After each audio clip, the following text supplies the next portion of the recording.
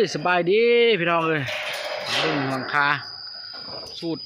ไอ้น้องเวียดนามเฮาพี่น้องเดี๋ยวเนาะก่อนอื่นเบิดก็จะจอดเป็นโครงลักษณะอะไรพี่น้องไงบันลังดึงขึ้นเนาะนี่ก็เป็นวิธีการเห็นหลังคาสร้างพี่น้องเดี๋ยวเนาะวิธีการขึ้นเนาะเดี๋ยวเนาะจอดเป็นโครงลักษณะอะไรพี่น้องจะบันลังดึงขึ้นเนาะวิธีการเห็นหลังคาพี่น้องสูตรไอ้น้องเวียดนามเขาถือว่าเป็นการว่องไวพี่น้องเนาะขั้นตอน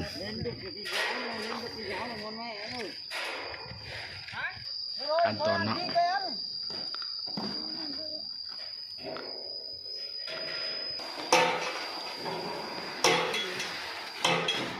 เดี๋ยวเนาะอันนี้เป็นงูอลูซีเนาะ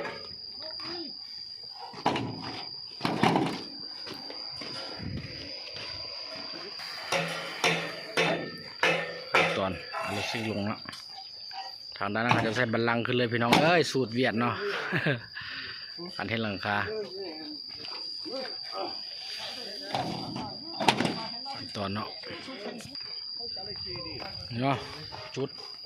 ใส่บัลลังก์ขึ้นเลยเนาะ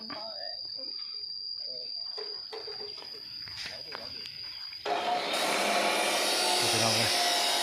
รักการเนาะไอ้น้องเวียดนามเขา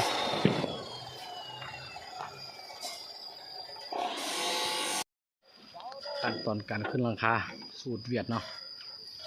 เนาะจอดเป็นโครงห้างแล้วเพื่อจะดึงขึ้นเลยเนาะโอเคเลย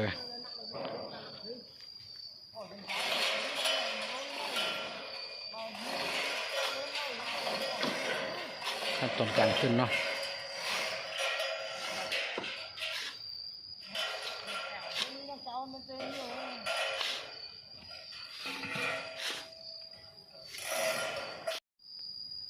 เลยเนาะหลังจากขึ้นแล้วเนาะจะเป็นทรงเลยนี่จะเป็นการตั้งเสาเนาะฟาร์มหมู144 ต้นมาสั้นซะพี่ดองเลย ขุมเนาะ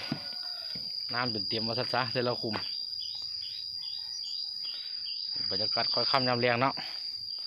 เอามาห้อยกระชิบบุญอย่างไรพี่น้องเลยมีสำนีกันเนาะ